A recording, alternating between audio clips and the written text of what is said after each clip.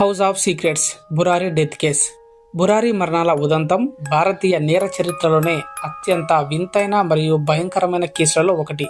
2018లో ఢిల్లీలోని బురారిలో ఒకే కుటుంబానికి చెందిన 11 మంది చనిపోయిన ఈ ఘటన వెనుక ఉన్నటువంటి మిస్టరీని స్టెప్ బై స్టెప్ ఇక్కడ తెలుసుకుందాం. ఫస్ట్, కుటుంబ నేపథ్యం. బురారిలోని సంత్ నగర్లో చుందావత్ కుటుంబం, స్థానికంగా భాటియా కుటుంబం అని పిలిచేవారు. వీరు రాజస్థాన్ నుండి వచ్చి అక్కడ స్థిరపడ్డారు. ఇక ఒకే ఇంట్లో 3 తరాలకు చెందినటువంటి 11 మంది ఉండేవారు.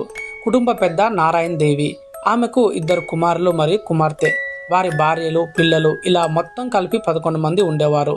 ఇక ఆ రోజు ఉదయం ఏం జరిగింది అంటే, జూలై 1, 2018న రోజు ఉదయం 5:30 కల్లా తెరిచేటువంటి వారి కిరాణా షాపు ఆ రోజు 7 గంటలైనా సరే తెరవలేదు.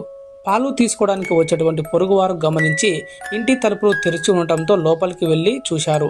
అక్కడ కనిపించిన దృశ్యం చూసి వారు షాక్ గురయ్యారు. ఇంటి హాల్లో ఉన్నటువంటి ఇనుప గ్రిల్కు 10 మంది మృతదేహాలు వేలాడుతూ ఉన్నాయి.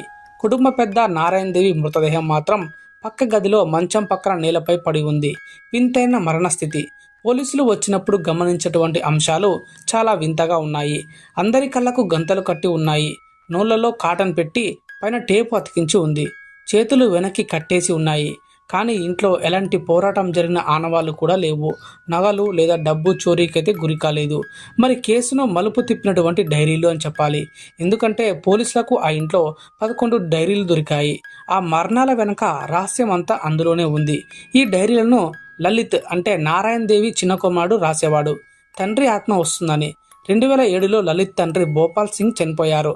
తండ్రి చనిపోయిన కొన్ని రోజుల తర్వాత లలిత్ తన తండ్రి ఆత్మ తనతో మాట్లాడుతుందని కుటుంబ సభ్యులకు చెప్పేవాడు. ఇక ఆదేశాలు ఇస్తాయని చెప్పేసేవాడు. సో డైరీలో ఉన్నవన్నీ తన తండ్రి ఆత్మ చెప్పిన ఆదేశాలని, వాటిని పాటిస్తే కుటుంబం అభివృద్ధి చెందుతుందని లలిత్ అయితే చెప్పేవాడు. చిత్రం ఏంటంటే ఆ డైరీలలో చెప్పినట్లుగానే ఆ కుటుంబ ఆర్థిక పరిస్థితి కూడా మెరుగుపడటంతో మిగిలిన సభ్యులందరూ కూడా లలిత్ను గుడ్డిగా నమ్మడం మొదలుపెట్టారు. వడతపస్యం గురించి రాసి ఉంది. ముఖ్యంగా ఏమిటి అనంటే మర్రి చెట్టు ఆచారం. డైరీలో చివరిగా ఉన్నటువంటి ఆ ఆదేశం ఒక వింతైన పూజ గురించి ఉంది. దాని పేరే ఈ వడతపస్యం. మర్రి చెట్టు ఊడలు వేలాడుతున్నట్లుగా మనుషులు వేలాడాలని దాని అర్థం అన్నమాట. నమ్మకం ఏంటంటే ఇలా వేలాడి పూజ చేస్తే చివరి నిమిషంలో తండ్రి ఆత్మ వచ్చి అందరినీ కాపాడుతుందని, ఆ తర్వాత వారికి మోక్షం లేదా అపారమైన శక్తులు వస్తాయని వారు నమ్మారు. చివరి రాత్రి అంటే జూన్ 30 రాత్రి డైరీలో రాసినటువంటి ప్రతి సూచనను వారు పాటించారు.